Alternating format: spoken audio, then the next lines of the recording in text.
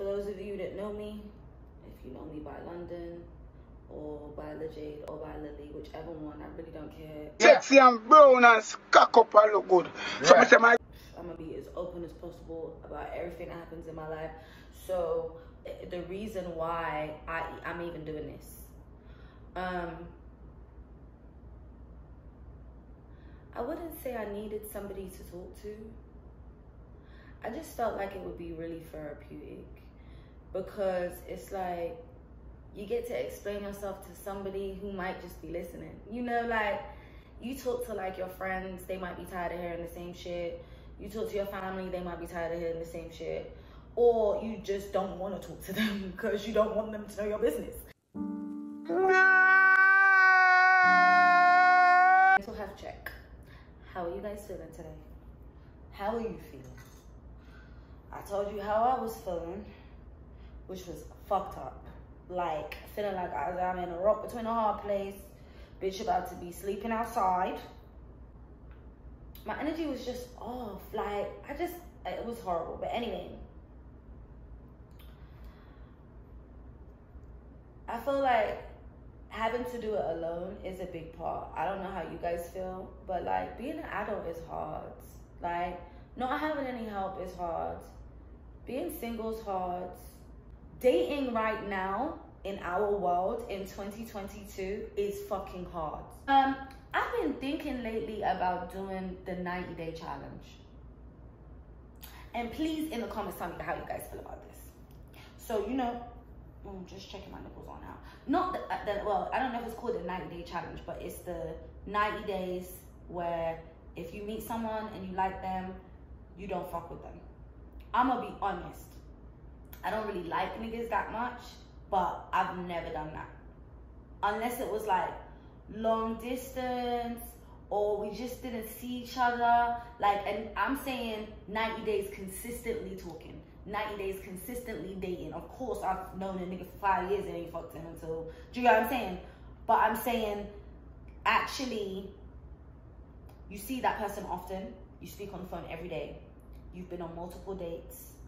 You've met each other's friends. All of that, and you still wait 3 months before anything. I'm sure a lot of women have done that. I'm sorry, I haven't.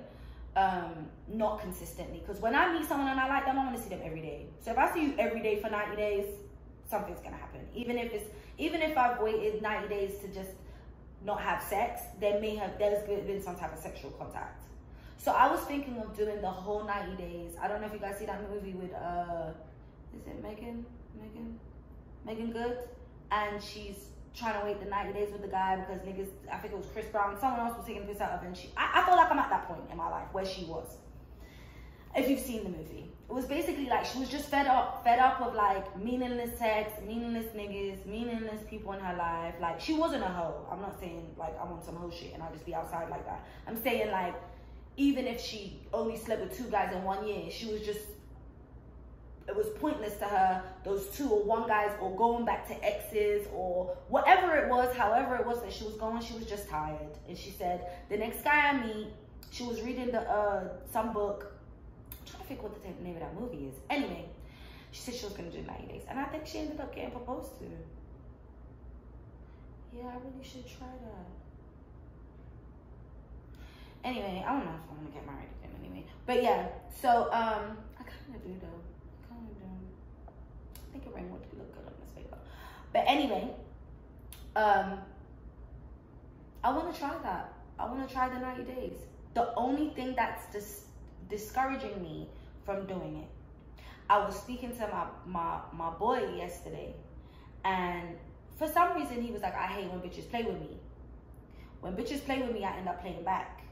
And in the world that we live in right now, and maybe it's my type of guy too, I definitely do need to change the type of guy I date, but most men, especially successful men, are not really willing to wait. Like, and if they do wait, they're sleeping with someone else. So that means you're not getting their undivided attention for those 90 days.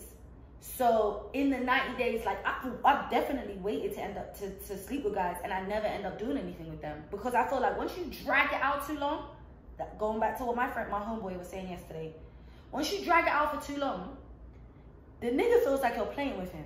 So when you do give it to him, he wants to play with you. Like, he feel like, oh, okay, she wanted to wait all this time to give me some pussy. Bet. After she give it to me, I ain't even gonna fuck with her the same way I was fucking with her. Bitch ain't getting no date. I get my first love. I get my first love because last night. I get my first love. I get my first love. I get my first love. Stressed out. My mental health definitely affects my relationship sometimes too, because I'm the type of person that I might like you, but if I got my own shit going on, like a day like today, if I was dating someone, you're not seeing me. You're not seeing me today. You can text me multiple times, you can call me, what's going on, pop up on my money. Look at God. You're not. I'm not seeing you. I don't want to see you. I don't feel good. I only just brushed my hair. Like, I don't want to see you. I don't feel like I'm in the right frame of mind. I'm gonna have an attitude, and most men don't understand that. Like strong men who don't feel like that.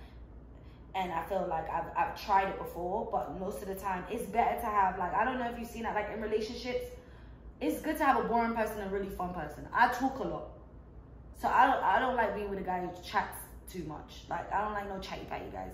You sit there, be quiet and listen. Even if more time you ain't even listening to me. We both can't be talking over each other. Not cute. So same with my mental state.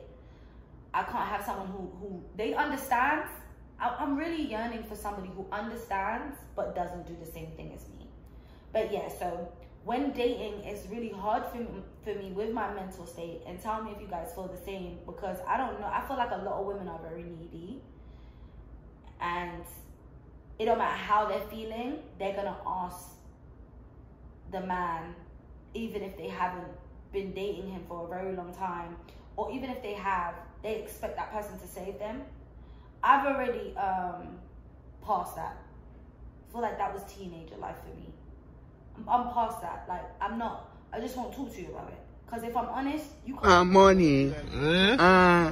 Look at save me. I can only save myself. Only God and me can save me. You can't save me. You can make me feel better about the situation. money. Look at God. But if I'm honest, most guys don't know what to say because they don't understand it. They see you as damaged. And if I'm honest, I wouldn't say I'm damaged goods. I would say I'm a broken vase that was glued back together seamlessly. That part.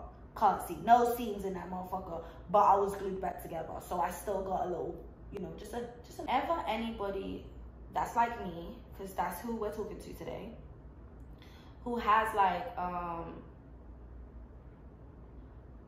want to call it a mental illness. Yeah, let's talk about mental illnesses, fuck it. Or like anxiety, you know, it's all the same thing. Any type of mental illness, any type of sad, really, really sad days, what do you guys do to get out of it? Like, for me, I normally take a shot at Another shot.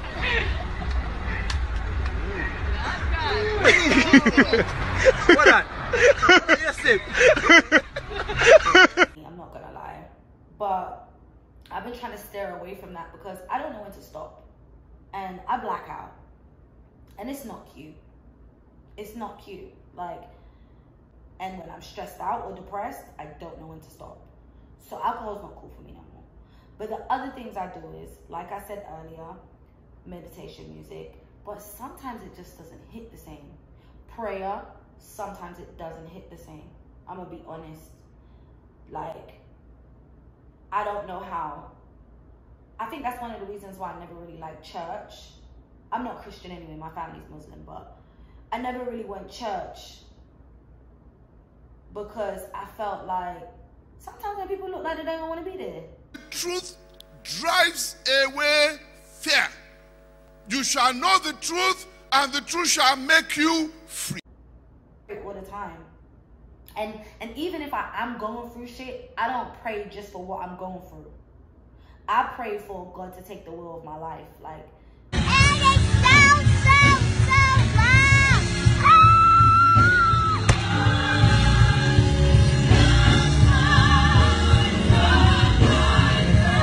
Point me in the right direction where I'm meant to be, God. Show me what I should be doing that's better for me. Show me how I can be a better person. This is one of my really, really favorite books.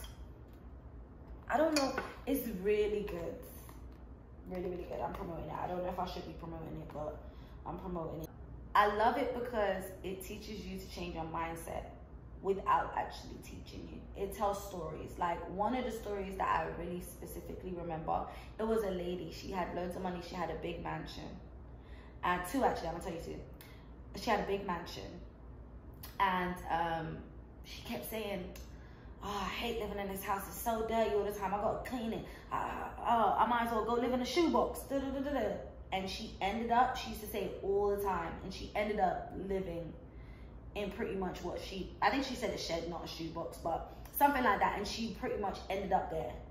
And her mentor, or the guy, or the person who was telling the story that knew about it was like, you didn't know you was gonna end up here? You was speaking that into your life.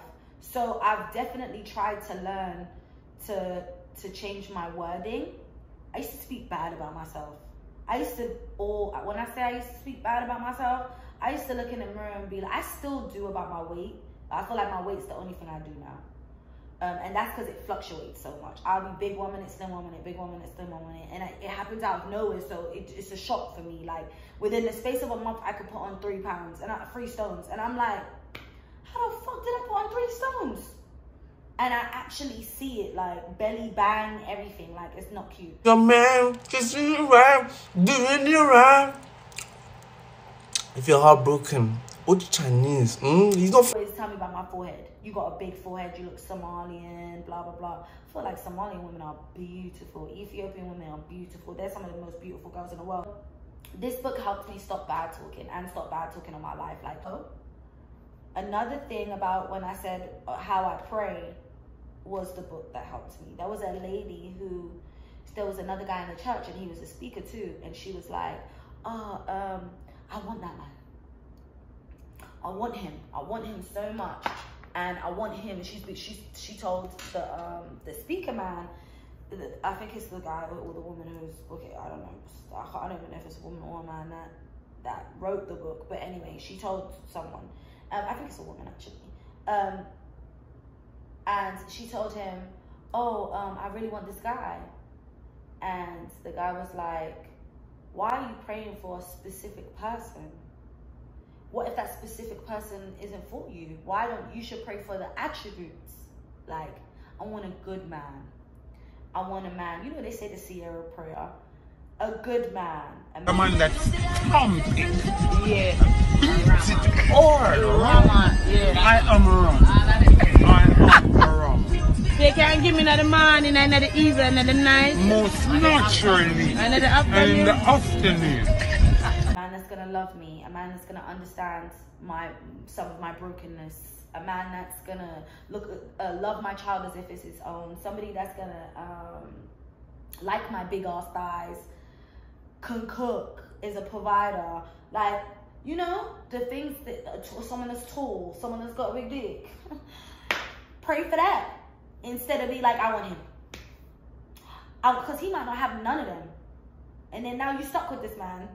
So she changed her prayer anyway, and she ended up with the man that she absolutely wanted. And this is also another book. It just talks about, it's different stuff. Okay, so I'm gonna give you an example. It's not like a reading book where you like read the stories and stuff like that, but you can just flip to any page. If she prays for you, keep her close. Did you motherfuckers hear that shit?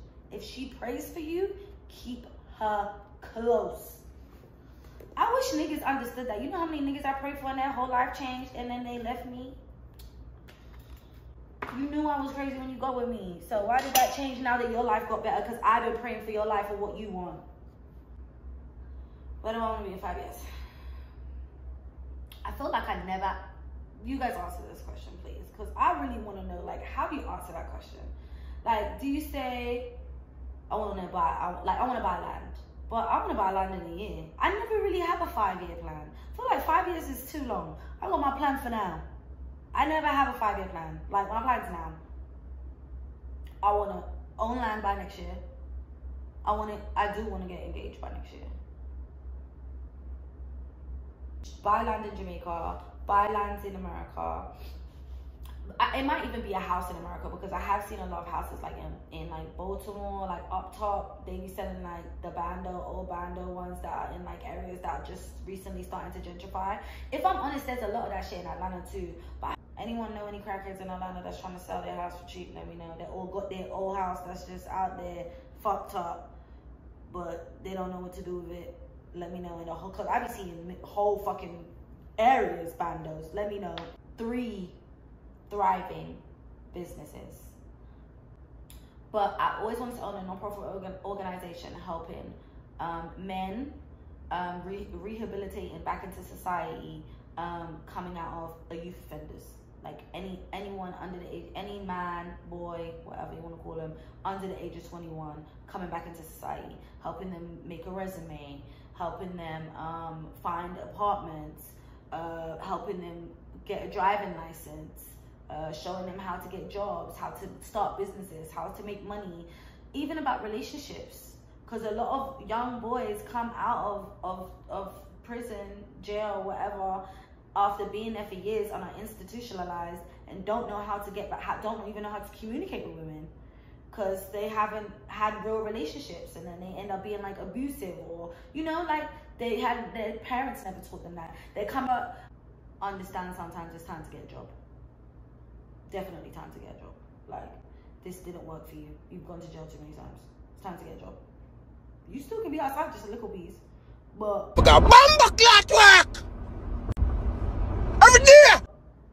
I love that. Applaud that. Applaud that. Or a business or whatever trade it is that you decide to get out. Going back to the 5 years. When he asked me this morning to make a 5-year plan, say what I want in 5 years, I didn't know the answer. And it's crazy I was able to answer it now. And that's why this is a mental health check for me. This is my therapy. I didn't have any hope. This morning, I really felt like that this morning. As I said, I was like, I'm gonna go sit outside the liquor store and just be a bum. I really felt like being a bum this morning. I was like, fuck it, I don't really care about nothing. I'm gonna make them put me on some motherfucking antidepressants and say fuck you. But right now, that hood therapy helped me out. Getting it out, talking some bullshit, remembering who the fuck I am. So do what I feel like I gave some things. Sage works, Palo Santo works. If you need any more information about them, let me know. Crystals, there's different type of crystals. Make sure you wash your crystals in Himalayan salt, put it outside, make the sun hit it so it can dry. But smells, as I said, with the sage and the Palo Santo, it's like the smells.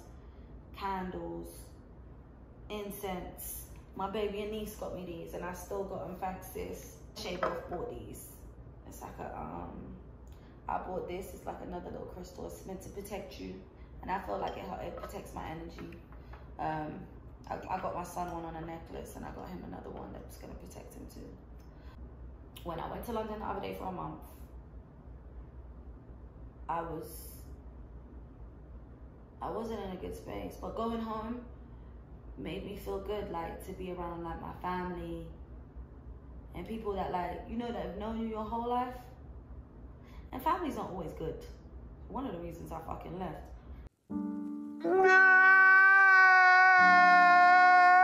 But it's nice to remember where the fuck you came from. Even if you visit for a weekend, you're gonna be like, yo, okay. Yeah, I get why I left this motherfucker. Log out your social media. Don't talk to nobody. Have some time for yourself for a second. The hood therapy session is over.